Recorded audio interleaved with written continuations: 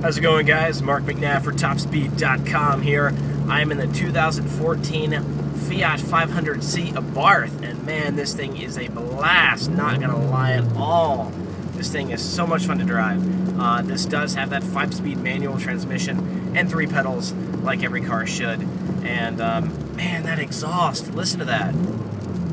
Oh, those downshifts are so much fun.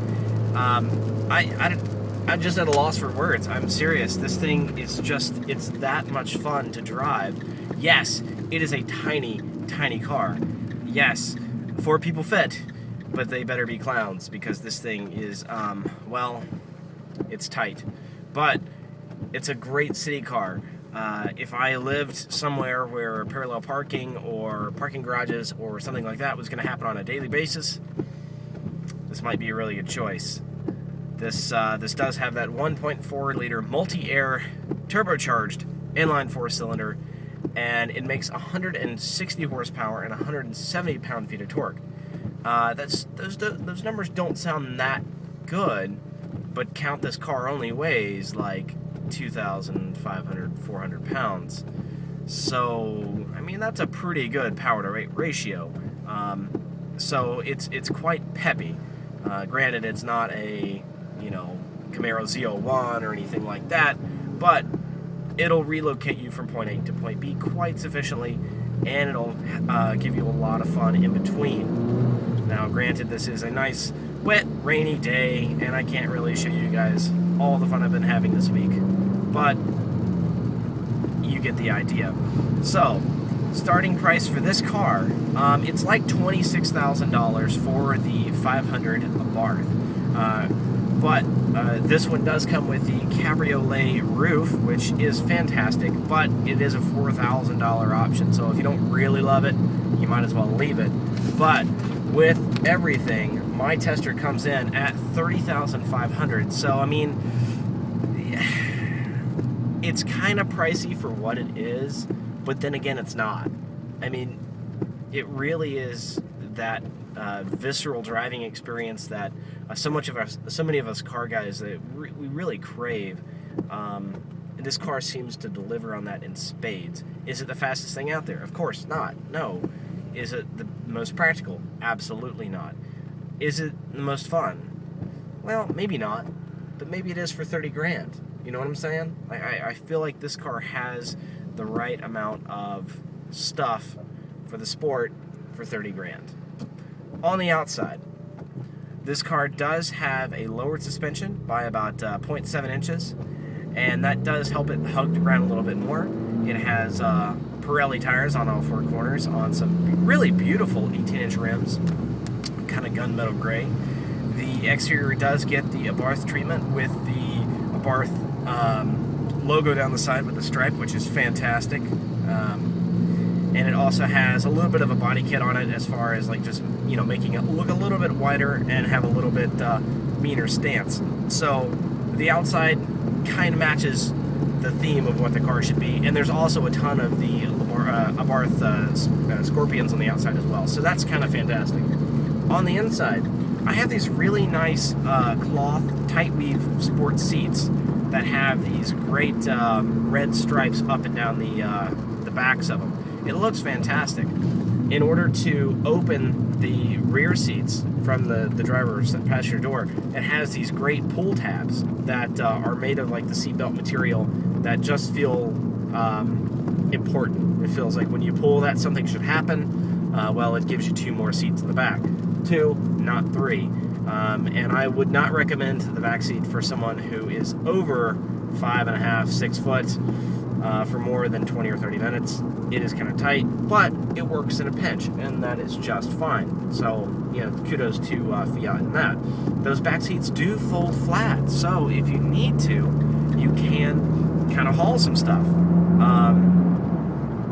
I kind of feel like I'm the only person in the entire world to haul firewood in my Fiat 500 Abarth, and I did. There's the picture proof. So it hauls stuff. How much stuff is, well, it's really up to you as far as what you want to put in it, but it will haul other things once you put your foot into it. And oh man, those burbles and cracks sound great. Oh, they sound so good. Oh, let's see, the inside, like I said, ergonomics is pretty good. I feel like the shifter, the clutch, the brake, the gas, everything is kind of where it needs to be. The steering wheel feels a little bit tall for me. I don't want to sit so high up in the car that I'm kind of matching where the angle is of the speedometer and the steering wheel.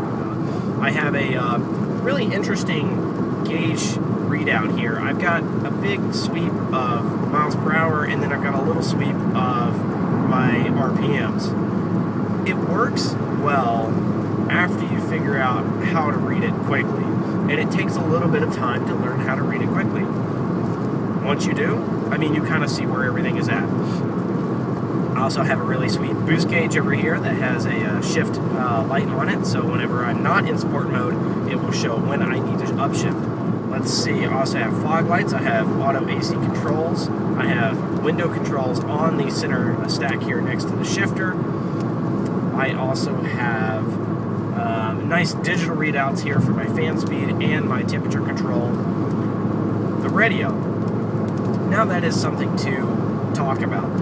Now for 2015, the 500 gets a little bit different design, but for this year, it basically looks like an old school 80s or 90s radio. I mean, it's got kind of two little button stacks on either side with the presets on the bottom and a little Mazda Miata-like LCD readout. And that's it. If you order navigation in this car, which is an option, $600 option, you get a fancy smancy, and I will pull it out here for you, Garmin unit, or TomTom. And this actually like plugs into the dash, and you use it like that. Honestly, I have not put it in the dash and tried it out because it blocks so much of my vision, and I feel like, you know, I know where I'm going, and I want to be in this car as purely as possible, you know, no distractions. I don't even have the radio on all the time.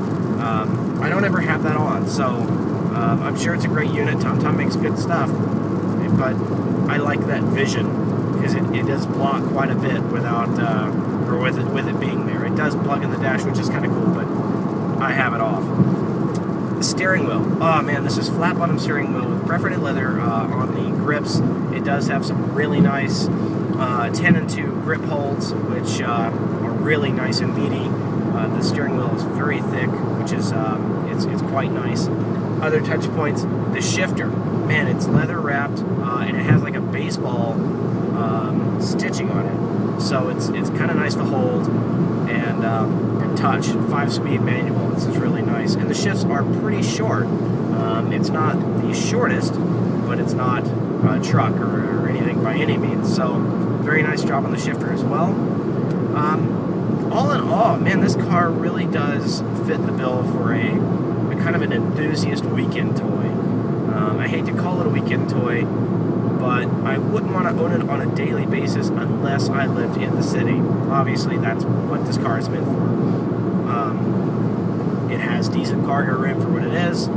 It has decent people room for the size it is. And obviously, it has decent pickup, decent sound, and everything for what it is. And it is an Abarth, and that is a fantastic thing. Other comments, this roof,